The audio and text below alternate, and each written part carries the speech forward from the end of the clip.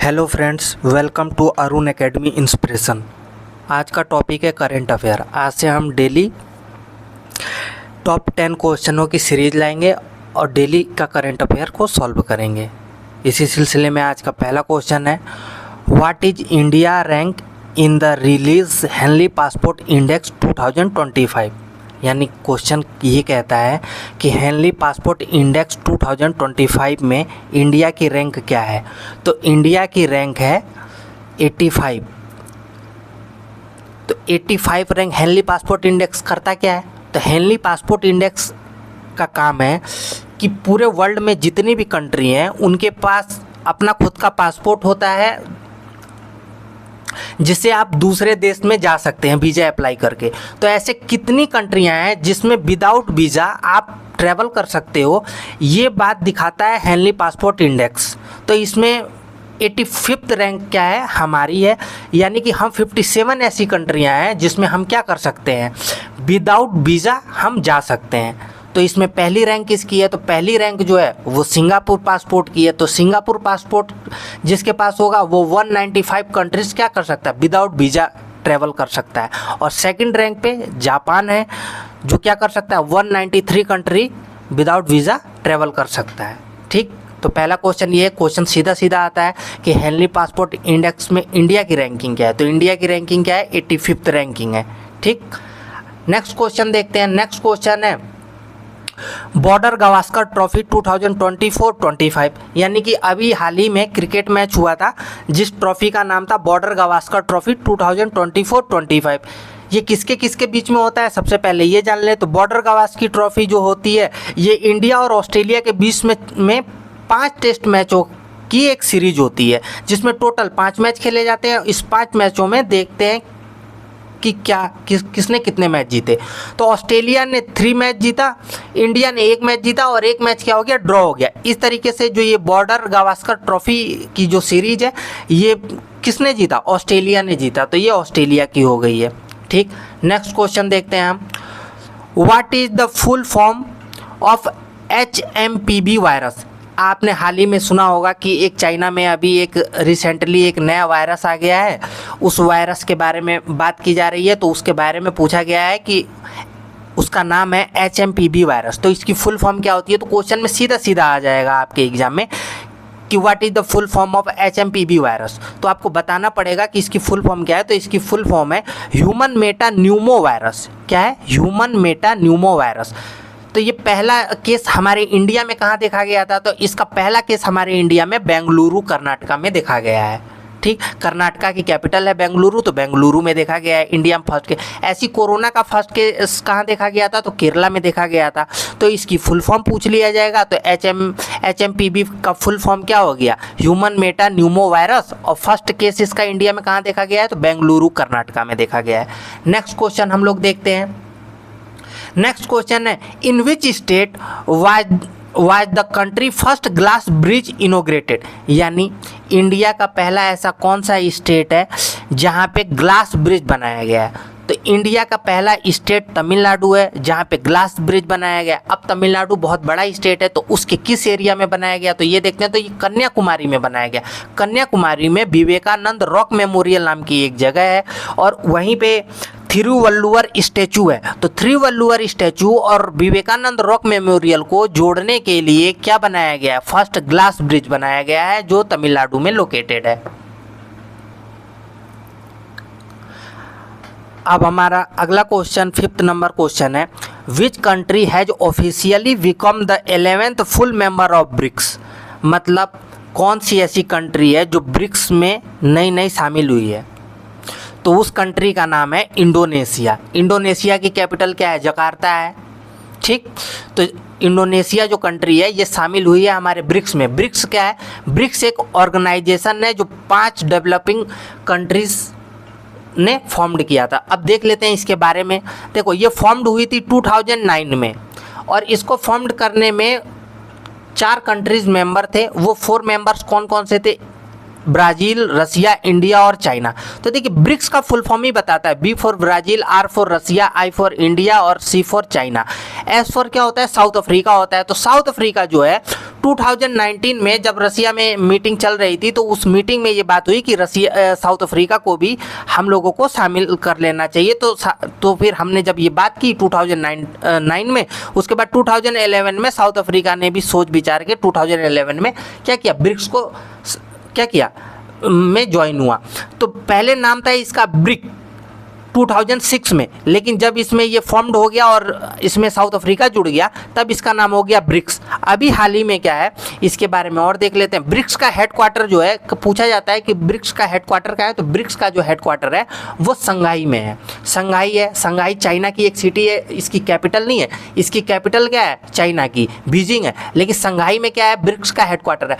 अभी present time में देखा जाए तो ब्रिक्स में कितने मेंबर हो गए हैं, ब्रिक्स में टोटल 11 मेंबर हो गए। तो जिन्होंने फाउंड किया था वो मेंबर कौन कौन से हो गए, तो वो 5 हो गए। उस 5 में 4 जो हैं उनको देख लेते हैं। फिर 5वां जो 2011 में जिन्होंने ज्वाइन किया तो वो साउथ अफ्रीका। तो पहले नंबर पे ब्राज़ील, रसिया, चाइना, इंडिया और साउथ अफ्रीका, ये जो हैं ये जो 5 कंट्री हैं जिनके नाम पे इसका नाम है ब्रिक्स। इसके बाद जैन 2024 में फिर 5 कंट्रियों को इसमें ज्वाइन कराया गया। वो कौन कौन सी है, इजिप्ट है, इथोपिया है, ईरान है, सऊदी अरबिया है एंड यूएई है। अभी लेटेस्ट उसके 1 ईयर बाद में जैन 2025 में अभी 11th कंट्री बनी है इंडोनेशिया, जो क्या किया है ब्रिक्स को जिसने ज्वाइन कर लिया। अभी टोटल कंट्री ऑफ ब्रिक्स कितने हो गए हैं, तो 11 कंट्री हो गए हैं। ठीक, अब आगे इसमें देख लेते हैं कि भाई साहब ब्रिक्स का 2024 का ब्रिक्स का समिट कहाँ हुआ था, तो ये रसिया में हुआ था। किस जगह पे हुआ था रसिया में, तो रसिया में कजान नाम की एक सिटी है, तो कजान सिटी में ब्रिक्स समिट हुआ था। ये समिट कौन सा था, ये 16 नंबर का समिट था। ठीक, अभी पहला समिट इसका कहाँ हुआ था, तो 2019 में ब्रिक्स का पहला समिट भी रसिया में ही हुआ था। क्वेश्चन नंबर 6 देखते हैं। क्वेश्चन नंबर 6 बोलता है कि which state decided to provide 35% reservation for women in government services. ऐसा किस स्टेट ने डिसाइड किया है कि हम अपने total number of government services का 35% रिजर्वेशन देंगे हम वुमेन्स को। तो ऐसा करने वाला मध्य प्रदेश है। मध्य प्रदेश ने बोला है कि हमारे गवर्नमेंट की हम जितनी भी सर्विसेज देंगे, चाहे पुलिस की दें, चाहे सिविल सर्विसेज की दें, चाहे कोर्ट में दें, या जो भी स्टेट लेवल की जितनी सर्विसेज होंगी, चाहे टीचर की दें, उन सारी सीटों का 35% रिजर्वेशन हम किसको देंगे, वुमेन्स को देंगे, गवर्नमेंट सेक्टर में, प्राइवेट सेक्टर में नहीं, गवर्नमेंट सेक्टर में। ठीक, नेक्स्ट क्वेश्चन देखते हैं। नेक्स्ट क्वेश्चन बोलता है which state government has raised minimum marriageable age for womens from 18 to 21 years. यानी इसका कहने का मतलब है कि ऐसा कौन सा स्टेट है जिसने ये बात बोली है कि वुमेन्स की शादी करने की यानी मैरिज करने की एज जो है वो 18 ईयर से 21 ईयर्स कर दिया जाए। तो ये कहने वाला कौन है, ये हिमाचल प्रदेश है। हिमाचल प्रदेश गवर्नमेंट ये बोलती है कि जब बॉयज़ को शादी करने की मिनिमम एज 21 हो सकती है तो गर्ल्स की क्यों नहीं हो सकती है। गर्ल्स की हम इतना जल्दी क्यों करा दें 18 ईयर्स में शादी। भाई इन्हें भी राइट टू इक्वलिटी है, तो समानता अगर लानी है तो फिर आप अगर बॉयज़ का भी 21 कर सकते हो तो गर्ल्स का भी 21 होना चाहिए। इसी आधार पर इन्होंने क्या बोला है कि minimum marriageable age for womens इन्होंने बोल दिया है हिमाचल प्रदेश ने कि 18 नहीं 21 होगी। ठीक, अब नेक्स्ट क्वेश्चन देखते हैं। नेक्स्ट क्वेश्चन बहुत इंपॉर्टेंट है। Which language were granted classical language status by the government of India. यानी लेटेस्ट रिसेंटली अभी किन किन मतलब लैंग्वेजेस को क्लासिकल लैंग्वेज का स्टेटस मिला है गवर्नमेंट ऑफ इंडिया के द्वारा। तो भाई सबसे पहली बात ये है कि टोटल जो क्लासिकल लैंग्वेज हैं कितनी है, तो total classical language in 5 languages के पहले 6 लैंग्वेजेस थी। अभी ये 5 को जोड़ा गया है रिसेंटली, तो ये 5 अभी क्या हुई हैं, अभी ये जुड़ी हैं। तो इन 5 के बारे में हम पहले देख लेते हैं। ये जो 5 लैंग्वेज है पहले देख लेते हैं। असमियाज है, बंगालीज है, पाली है, प्राकृत है और मराठी है। देखो असमिया असम में बोली जाती है, बंगाली बंगाल में बोली जाती है मतलब मोस्टली। पाली और प्राकृत जो है ये जब बौद्धिज्म और जैनिज्म था तब उस टाइम पाली बोली जाती थी और प्राकृत बोली जाती थी, उस टाइम की भाषा है। और ये जो बिहार का एरिया है ये बिहार के ही एरिया में ज़्यादा पॉपुलर थी। और मराठी महाराष्ट्र में बोली जाती है। तो ये जो है रिसेंटली इनको क्या किया गया है, क्लासिकल लैंग्वेज का स्टेटस दिया गया है। असमिया है, बंगाली है, पाली है, प्राकृत है एंड मराठी है। तो ये 5 लैंग्वेज ये हो गई।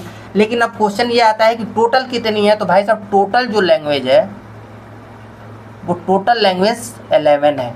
तो अब ये 11 है तो और बाकी की कौन सी हैं, तो बाकी की कौन सी हैं उसके बारे में हम सुन लेते हैं। पहली लैंग्वेज जिसे क्लासिकल लैंग्वेज का स्टेटस मिला था वो लैंग्वेज है तमिल। तमिल को 2004 में पहली बार क्लासिकल लैंग्वेज का दर्जा मिला था। उसके बाद से संस्कृत को 2005 में मिला था।